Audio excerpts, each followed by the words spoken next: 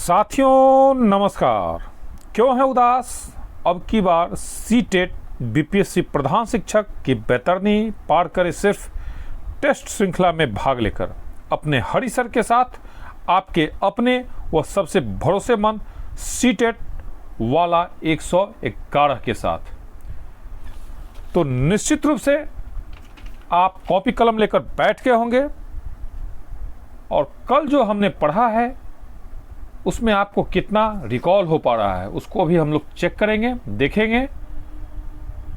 आपको जितना भी क्वेश्चन आ रहा है आप उसको लिखते चलेंगे और वीडियो के लास्ट में इन सभी का जवाब दिया जाएगा। और आपको कितना नंबर आया निश्चित रूप से आप YouTube पर कमेंट करेंगे अपने नाम एवं जिला के नाम के साथ। पहला प्रश्न, VVI रैपिड रिकॉल पढ़े वही जो परीक्षा में आए। टेस्ट संख्या 74। भारत में स्कूली प्रणाली वैदिक काल में डैश प्रणाली के रूप में आरंभ हुआ। भारत में स्कूली प्रणाली वैदिक काल में डैश प्रणाली के रूप में आरंभ हुआ। दूसरा, इस कृत्रिम शिक्षा के विरुद्ध वास्तविक आंदोलन डैश के नेतृत्व में आरंभ हुआ। इस कृत्रिम शिक्षा के विरुद्ध वास्तविक आंदोलन डैश के नेतृत्व में आरंभ हुआ। तीसरा, उत्पत्ति के अनुसार शब्द एजुकेशन लैटिन जड़ के अंतर्गत निम्नलिखित में किससे निकला है। उत्पत्ति के अनुसार शब्द एजुकेशन लैटिन जड़ के अंतर्गत निम्नलिखित में से किससे निकला है। चौथा, शिक्षा की एक प्रक्रिया है जो एक सटीक तरीके से पाठ्यक्रम सीमित और परीक्षोन्मुख है। डैश शिक्षा की एक प्रक्रिया है जो एक सटीक तरीके से पाठ्यक्रम सीमित और परीक्षोन्मुख है। पांचवा, शिक्षा की द्विध्रुवीय प्रक्रिया का विचार डैश द्वारा विकसित है। शिक्षा की द्विध्रुवीय प्रक्रिया का विचार डैश द्वारा विकसित है। शिक्षा की त्रिध्रुवीय प्रक्रिया डैश द्वारा चलाई गई। शिक्षा की त्रिध्रुवीय प्रक्रिया डैश द्वारा चलाई गई। सातवां, शिक्षा जीवनोन्मुखी है। सातवां, डैश शिक्षा जीवनोन्मुखी है। और अंतिम, द एजुकेशन पुस्तक के लेखक हैं। द एजुकेशन पुस्तक के लेखक हैं। अब आज का जो महत्वपूर्ण बिंदु है उसको हम देखते हैं, वृद्धि की अवस्थाएं। वृद्धि की कितनी अवस्थाएं होती हैं? तो पहला शैशवाकाल जो जन्म से 2 वर्ष होता है। दूसरा बाल्यकाल जिसे हम 2 भागों में बांटते हैं, पूर्व बाल्यकाल, उत्तर बाल्यकाल। पूर्व बाल्यकाल जैसा हम सभी लोग जानते हैं 2 से 6 वर्ष का होता है और उत्तर बाल्यकाल 6 से 12 वर्ष का। परीक्षाओं में निश्चित रूप से 1 नंबर का इससे क्वेश्चन रहता है, इसलिए इसको गंभीरता से देखेंगे। तीसरा, किशोरावस्था 12 से 18 वर्ष। चौथा, प्रौढ़ावस्था 18 से 40। पांचवा, मध्यावस्था 40 से 60 वर्ष। और छठा, वृद्धावस्था 60 वर्ष एवं इससे ऊपर। तो ये वृद्धि की अवस्थाएं हैं। वृद्धि की अवस्थाएं से एक क्वेश्चन निश्चित रूप से प्रत्येक एग्जाम में रहता है, इसलिए इसको आप काफ़ी गंभीरता से देख लेंगे। और अब हम लोग प्रैक्टिस टेस्ट की ओर आते हैं। प्रैक्टिस टेस्ट में निश्चित रूप से आप सभी लोग कॉपी कलम लेकर बैठ गए होंगे। अगर आप अपने सपने को साकार करना चाहते हैं तो इसे YouTube के अन्य वीडियो की तरह देखने का प्रयास न करें, ऐसा सुझाव आपको दिया जाता है। सिर्फ 20 मिनट आप टाइम निकालें और सीटेट या बीपीएससी प्रधान शिक्षक पास कराने की गारंटी हमारी है। पहला प्रश्न, निम्नलिखित में से कौन प्रारंभिक बाल्यावस्था अवधि के दौरान उन भूमिकाओं एवं व्यवहारों के बारे में जानकारी प्रदान करते हैं जो एक समूह में स्वीकार्य है।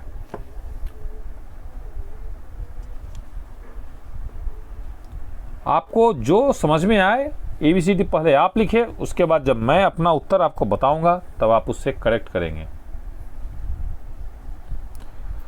निश्चित रूप से इसका उत्तर आपने चौथा लगाया है तो सही, नहीं तो अपने उत्तर को करेक्ट करें। माता पिता एवं भाई बहन।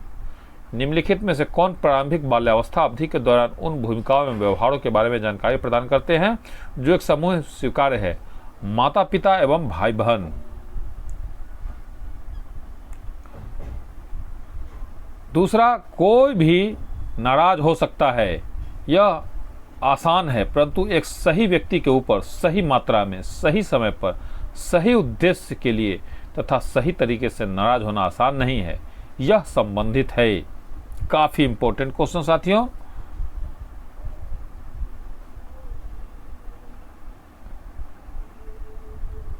बिल्कुल सही लगाया है, संवेगात्मक विकास से। पहला, कोई भी नाराज हो सकता है, यह आसान है, परंतु एक सही व्यक्ति के ऊपर सही मात्रा में, सही समय पर, सही उद्देश्य के लिए तथा सही तरीके से नाराज होना आसान नहीं है। यह संबंधित है संवेगात्मक विकास से। तीसरा, शैशवा काल की अवधि है। अभी हम लोगों ने तुरंत पढ़ा है। बिल्कुल, जन्म से 2 वर्ष शैशवा काल की अवधि है, जन्म से 2 वर्ष। चौथा, विकास डैश से डैश की ओर बढ़ता है। विकास डैश से डैश की ओर बढ़ता है। बिल्कुल, सामान्य से विशिष्ट विकास सामान्य से विशिष्ट की ओर बढ़ता है। पांचवा, विकास की गति एक व्यक्ति से दूसरे में भिन्न होती है, किंतु यह एक डैश नमूने का अनुगमन करती है।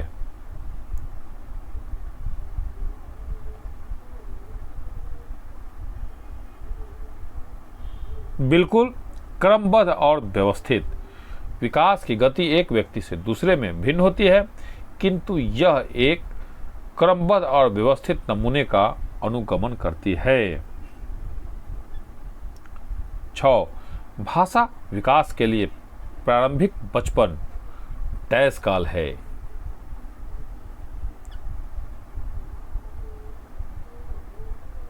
बिल्कुल सही लगाया है, अति संवेदनशील। भाषा विकास के लिए प्रारंभिक बचपन अति संवेदनशील काल है। 7, निम्न में कौन सा बुद्धिमान बच्चे का लक्षण नहीं है? निम्न में से कौन सा बुद्धिमान बच्चे का लक्षण नहीं है?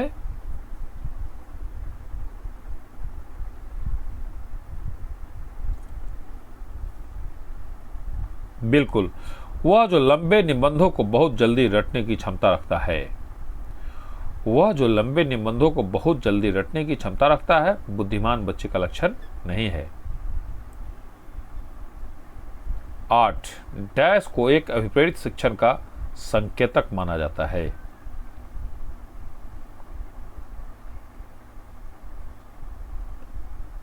बिल्कुल सही, विद्यार्थियों द्वारा प्रश्न पूछना को एक अभिप्रेरित शिक्षण का संकेतक माना जाता है।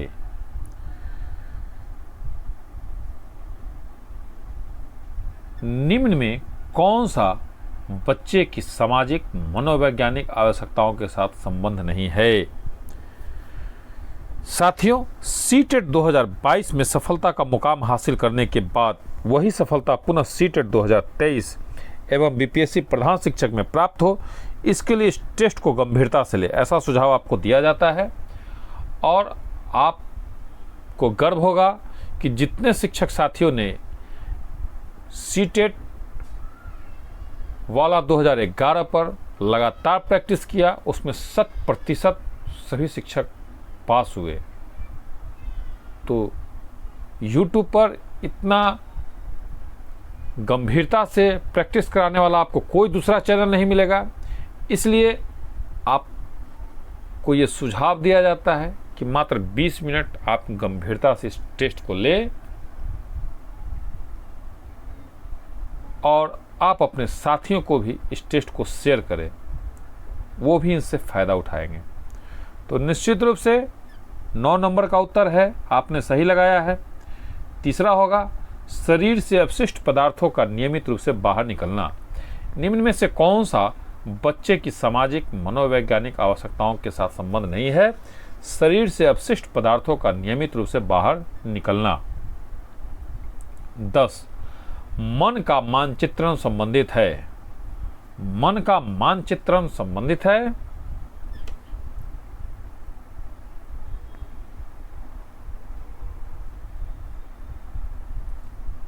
बिल्कुल, मन की क्रियाशीलता पर अनुसंधान से। मन का मानचित्रण संबंधित है मन की क्रियाशीलता पर अनुसंधान से। 11. विशेष रूप से प्राथमिक स्तर पर विद्यार्थियों की सीखने संबंधी समस्याओं को संबोधित करने का सबसे बेहतर तरीका है।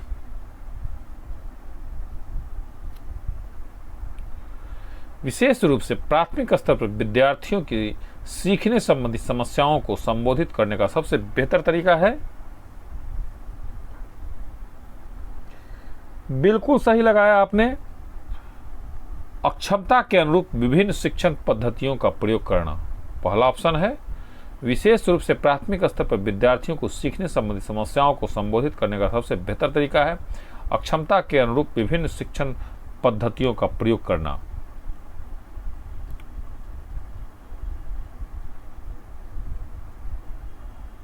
पियाजे के अनुसार निम्नलिखित में से कौन सी अवस्था में बच्चा अमूर्त संकल्पनाओं के विषय में तार्किक चिंतन करना आरंभ करता है। तार्किक चिंतन काफी इंपॉर्टेंट प्रश्न साथियों, हमारे सेट का अभी तक का सबसे इंपॉर्टेंट प्रश्न।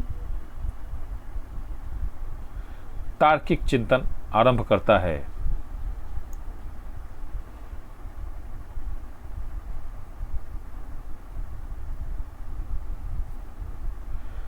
बिल्कुल, औपचारिक संक्रियात्मक अवस्था में 11 वर्ष एवं ऊपर। तार्किक चिंतन, बिल्कुल तार्किक चिंतन औपचारिक संक्रियात्मक अवस्था 11 वर्ष एवं ऊपर। 13. निम्न में से कौन सा शिक्षार्थियों में सृजनात्मकता का पोषण करता है।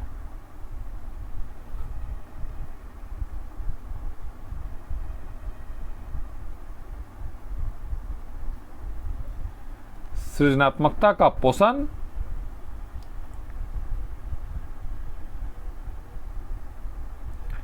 बिल्कुल सही। प्रत्येक विद्यार्थी की अंतर्जात प्रतिभाओं का पोषण करने एवं प्रश्न करने के अवसर उपलब्ध कराना।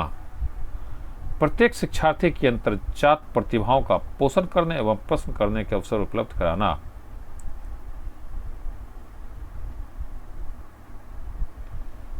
14. अध्ययन की प्रक्रिया जहां तक संभव हो आनंददायी होनी चाहिए और श्रमसाध्य नहीं होनी चाहिए। ये डैश के संबंध शब्द हैं। काफी इंपॉर्टेंट प्रश्न।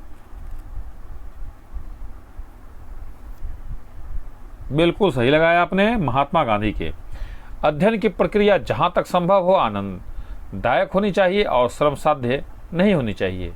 यह महात्मा गांधी के शब्द है। अगला, शिक्षा का कार्य मानव को बनाना है जो एकीकृत है और इसलिए वे डैश है।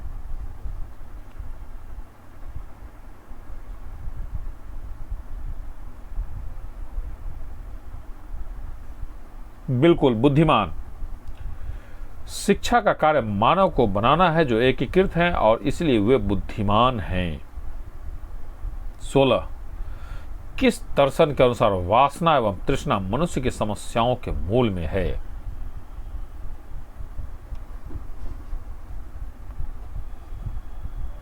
बौद्ध। किस दर्शन के अनुसार वासना एवं तृष्णा मनुष्य की समस्याओं के मूल में है। बौद्ध। किस दर्शन के अनुसार वासना एवं तृष्णा मनुष्य की समस्याओं के मूल में है। बौद्ध। 17. निम्न में कौन अस्तित्ववादी है।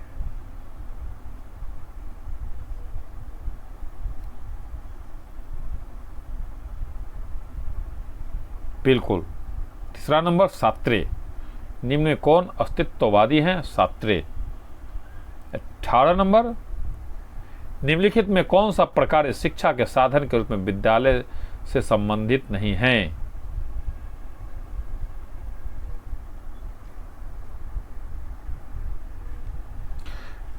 तो बिल्कुल इसका उत्तर आपने दूसरा लगाया है तो सही, नहीं तो अपने उत्तर को करेक्ट करें। धार्मिक समस्याओं है तो निश्चित समाधान। निम्नलिखित में कौन सा प्रकार शिक्षा के साधन के रूप में विद्यालय में से संबंधित नहीं है? धार्मिक समस्याओं है तो निश्चित समाधान। साथियों, आपको किसी तरह की असुविधा न हो और आपकी तैयारी सुचारू रूप से चलती रहे, इसके लिए एक स्पेशल व्हाट्सएप ग्रुप बनाया जा रहा है जिसका नंबर है 94,723,42,737 9472342737। ग्रुप में ऐड होने के लिए अपना नाम एवं जिला के नाम के साथ मैसेज करें। यह सेवा बिल्कुल फ्री है। 19, शिक्षा के दर्शन को कौन सा संप्रदाय डार्विन के विकासवाद के सिद्धांत से निकटता जाएगा? शिक्षा के दर्शन को कौन सा संप्रदाय डार्विन के विकासवाद के सिद्धांत से निकटता जताएगा?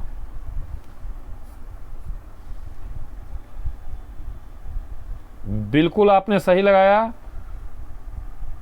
प्रकृतिवाद। और अंतिम प्रश्न, जैन मतानुसार शिक्षा का अंतिम लक्ष्य है। काफी इंपॉर्टेंट प्रश्न साथियों, काफी परीक्षाओं में पूछा जाता है। बिल्कुल, मुक्ति। जैन मतानुसार शिक्षा का अंतिम लक्ष्य है मुक्ति। और अब हम लोग रैपिड रिकॉल के सेगमेंट को देखते हैं कि रैपिड रिकॉल में आप लोगों ने कितना सही बनाया है। जितना ही आपसे बना हो, आप निश्चित रूप से YouTube पर अपने नाम एवं जिला के नाम के साथ कमेंट करेंगे तो निश्चित रूप से हमें अच्छा लगेगा। और साथियों, एक विनम्र निवेदन कि अभी तक अगर आपने चैनल को सब्सक्राइब नहीं किया है तो चैनल को सब्सक्राइब कर ले।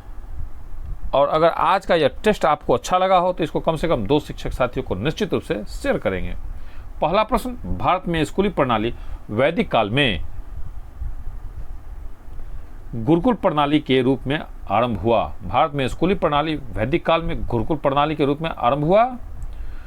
दूसरा, इस कृत्रिम शिक्षा के विरुद्ध वास्तविक आंदोलन बेकन और कामेनियस के नेतृत्व में आरंभ हुआ। इस कृत्रिम शिक्षा के विरुद्ध वास्तविक आंदोलन बेकन और कामेनियस के नेतृत्व में आरंभ हुआ। तीसरा, उत्पत्ति के अनुसार शब्द एजुकेशन लैटिन जड़ के अंतर्गत निम्नलिखित में किससे निकला है? बिल्कुल, उपरोक्त सभी एजुकेयर, एजुसियर, एजुकेटम। चौथा, शिक्षा की एक प्रक्रिया है जो एक सटीक तरीके से पाठ्यक्रम सीमित और परीक्षणोन्मुखी है। बिल्कुल, औपचारिक शिक्षा। औपचारिक शिक्षा की प्रक्रिया है जो एक सटीक तरीके से पाठ्यक्रम सीमित और परीक्षणोन्मुख है। पांचवा, शिक्षा की द्विध्रुवीय प्रक्रिया का विचार। सर जॉन एडम द्वारा विकसित है। शिक्षा की द्विध्रुवीय प्रक्रिया का विचार सर जॉन एडम द्वारा विकसित है। छठा, शिक्षा की त्रिध्रुवीय प्रक्रिया जॉन डेवे द्वारा चलाई गई। शिक्षा की त्रिध्रुवीय प्रक्रिया जॉन डेवे द्वारा चलाई गई। सातवां, डैश शिक्षा जीवनमुखी है। अनौपचारिक शिक्षा जीवनमुखी है। अनौपचारिक शिक्षा जीवनमुखी है। और अंतिम, द एजुकेशन पुस्तक के लेखक है। काफी इंपॉर्टेंट प्रश्न साथियों, महात्मा गांधी। द एजुकेशन पुस्तक के लेखक है महात्मा गांधी। साथियों, आपने इतना प्यार से इस वीडियो को देखा। यह वीडियो आपको निश्चित आपके ज्ञान में वृद्धि हो। इन्हीं चंद शब्दों के साथ जय हिंद, जय भारत।